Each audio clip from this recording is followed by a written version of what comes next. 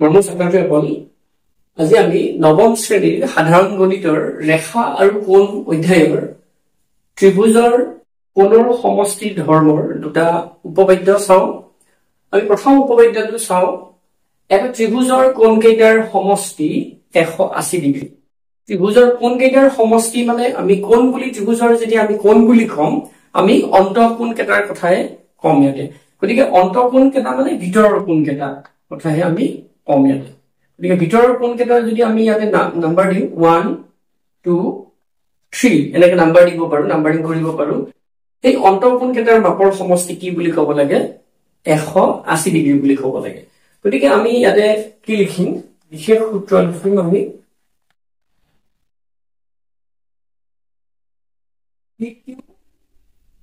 R ত্ৰিভুজৰ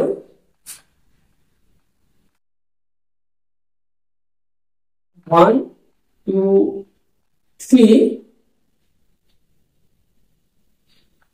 অন্তঃকোণ।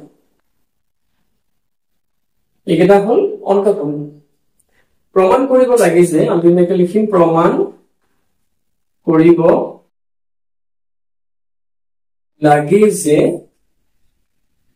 কি 1 number কোণ যোগ 2 নম্বৰ কোণ যোগ 3 নম্বৰ কোণ সমান 180 ডিগ্ৰী। এতিয়া আমি ইয়াতে কি কৰিব পাৰো? 1 নম্বৰ বুলি নকৈ কিউ পি আৰ বুলিও ক'ব পাৰো, 2 নম্বৰ বুলি নকৈ পি কিউ আৰ, 3 নম্বৰ বুলি নকৈ পি আৰ কিউ বুলিও ক'ব পাৰো।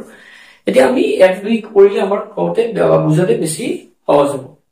গতিকে আমি এইটো প্ৰমাণ কৰিব লাগে। এতিয়া আমি ইয়াতে কি কৰিব লাগিব? এটা অংকন কৰিব লাগিব, আঁকিব লাগিব। অংকন কি? আমি কি কৰিব? কিউ আৰৰ সমান্তৰালকৈ এডাল পি বিন্দুৰ মাজেৰে যোৱাকৈ এডাল ৰেখা অংকন কৰিলো। কি নাম দিলো ৰেখাডালৰ? এক্স ৱাই মানে এক্স পি ৱাই হল। এই ৰেখাডাল কাৰ সমান্তৰাল?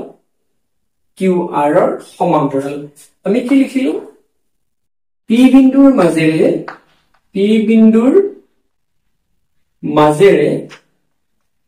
কি কৰিলো? এক্স পি ৱাই বা পি বিন্দুৰ মাজেৰে কিউ আৰৰ সমান্তৰালকৈ আমি কি কৰিলো? সমান্তৰালকৈ এক্স পি ৱাই এডাল ৰেখা অংকন কৰা হল। আমি ৰেখাডাল অংকন কৰিলো, অংকন কৰা হল। এইখিনি বুজি পাইছা? এতিয়া আমি প্ৰমাণটো কৰিব লাগে। আমাৰ 1 2 3 কোণ কেইটাৰ মাপৰ সমষ্টি ইমান 180 ডিগ্ৰী। এতিয়া ইয়াৰ পৰা কওঁ আমি এইটো যদি 1 2 3 দিওঁ, এইটো কোণ আমি 4 বুলি দিলো 4 নম্বৰ, এইটো কোণ 5 নম্বৰ বুলি দিলো। আমি নাম্বাৰিং কৰিলে সহজ হ'ব। গতিকে আমি কি জানো? আমি ইয়াত লিখিব পাৰো 1 যোগ আমি এনেকে লিখিব পাৰো 4 নম্বৰ কোণ যোগ 1 নম্বৰ কোণ যোগ 5 নম্বৰ কোণ সমান 180 ডিগ্ৰী। এইকেইটা কোণৰ 4 যোগ 1 যোগ 5 এইকেইটা কোণৰ সমষ্টি কোণ কেইটাৰ 4 যোগ 1 যোগ 5 মানে 4 নম্বৰ কোণৰ মাপ যোগ 1 নম্বৰ কোণৰ মাপ যোগ 5 নম্বৰ কোণৰ মাপ 180 ডিগ্ৰী। কাৰণ এইটো এটা সৰল কোণ। সৰল কোণ মানে ই এডাল সৰল ৰেখা সৃষ্টি কৰিছে আৰু সৰল ৰেখাই সদায় কি কৰে? 180 ডিগ্ৰী কোণ উৎপন্ন কৰে। গতিকে এইটো আমি এনেকৈ ৰাখি থলো। তাৰপিছত আমি কি জানো?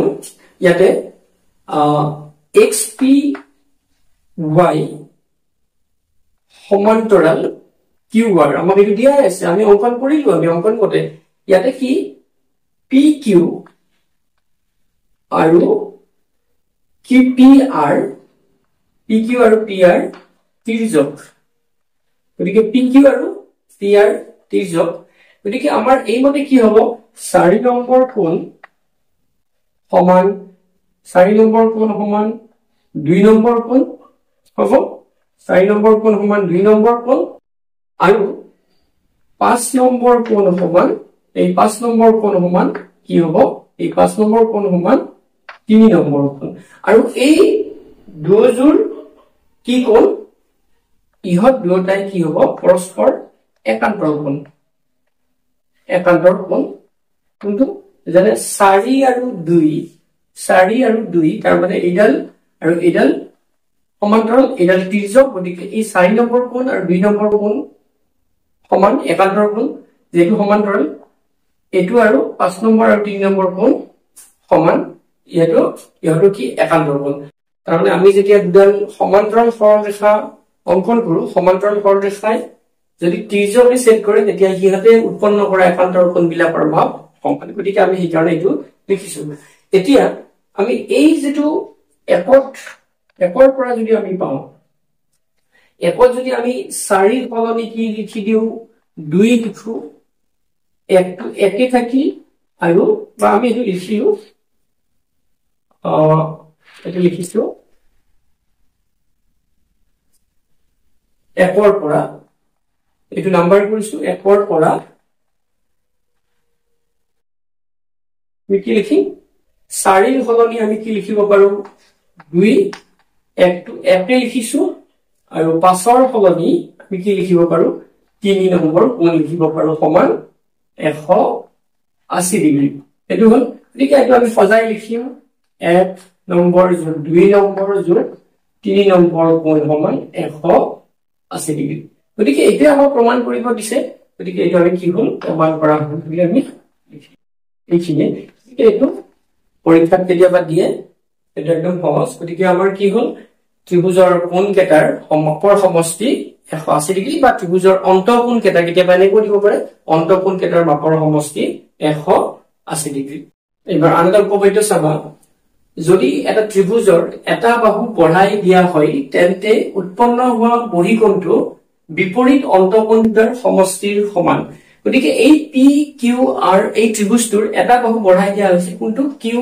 আৰ বাহুটো আমি বঢ়াই দিছো বঢ়াই এস বিন্দুলৈ বঢ়াই দিছো বঢ়াই দিয়া যেটো বহিকোণ উৎপন্ন হয় এই বহিকোণটো সেই বহিকোণটোৰ বিপৰীত অন্তঃকোণ বিপৰীত মানে ইয়াৰ বিপৰীতে থকা অন্তঃকোণ কোনটো 1 আৰু 2 নম্বৰ মানে এই 4 নম্বৰ কোণটোৰ মাপ 1 আৰু 2 নম্বৰ কোণৰ মাপৰ সমষ্টিৰ সমান হেতু প্ৰমাণ কৰিব লাগে বিপৰীত অন্তঃকোণ দুটাৰ মাপৰ সমষ্টিৰ সমান বা এনেকে দিব পাৰে ত্ৰিভুজৰ বহিস্থ কোণ এটা তাৰ দূৰৱৰ্তী অন্তস্থ কোণ দুটাৰ মাপৰ সমষ্টিৰ সমান বহিস্থ কোণ এইটো দূৰৱৰ্তী দূৰত থকা অন্তস্থ মানে ভিতৰত থকা দূৰত থকা ভিতৰত থকা অন্তস্থ কোণ দুটাৰ মাপৰ সমষ্টিৰ সমান গতিকে এইটো আমি এনেকুৱা ধৰণৰ দিব পাৰে এইটো উপপাদ্য আমাৰ ইম্পৰ্টেন্ট বিভিন্ন ক্ষেত্ৰত আমি বিভিন্ন ধৰণৰ জ্যামিতিক ইয়াত ব্যৱহাৰ কৰো গতিকে আমি বিশেষ সূত্ৰটো লিখো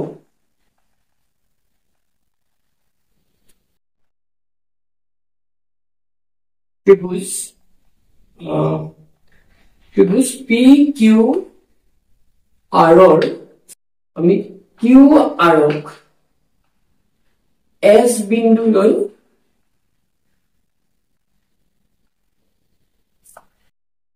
বঢ়াই দিয়াত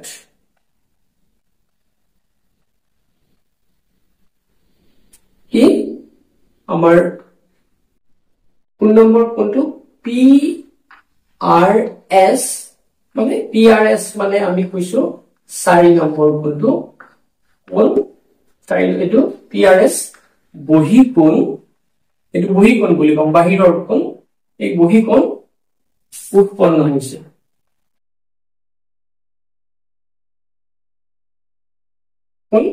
এটা প্ৰমাণ কৰিব লাগে যে কি প্ৰমাণ কৰিম প্ৰমাণ কৰিব লাগে যে আমি 1 2 হিসাবত দিয়ে প্ৰমাণ কৰিব লাগে যে কি এই 4 নম্বৰ কোণটো মাপ দূৰৱৰ্তী বহিস্থ কোণৰ মাপ মানে 4 নম্বৰ কোণ এই বহিস্থ কোণ এটো তাৰ মাপটো কি 1 আৰু দূৰৱৰ্তী অন্তস্থ কোণ দুটাৰ মাপৰ সমষ্টিৰ সমান 1 নম্বৰ আৰু 2 নম্বৰ কোণৰ মাপৰ সমষ্টিৰ সমান এইটো আমি কি কৰিব লাগে প্ৰমাণ কৰিব লাগে এটা প্ৰমাণ কৰিব লাগিলে এইটো কি কৰিম আমি জানো যে ত্ৰিভুজৰ কোণ তিনিটাৰ মাপৰ সমষ্টি কিমান আমি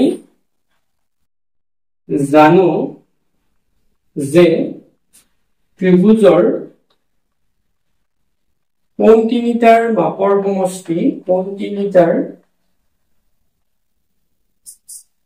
মাপৰ সমষ্টি অলপ আগতে পালো আমি কিমান 180 ডিগ্ৰী গতিকে আমি লিখিব পাৰিম 1 নম্বৰ কোণ যোগ 2 নম্বৰ কোণ যোগ 3 নম্বৰ কোণ সমান 180 ডিগ্ৰী 1 নম্বৰ 2 নম্বৰ আৰু 3 নম্বৰ কোণৰ মাপৰ সমষ্টি 180 ডিগ্ৰী এটা আমি কি দিলো 1 নম্বৰ বুলি কলো তাৰ পিছত আমি জানো আকৌ আমি কি লিখিব পাৰো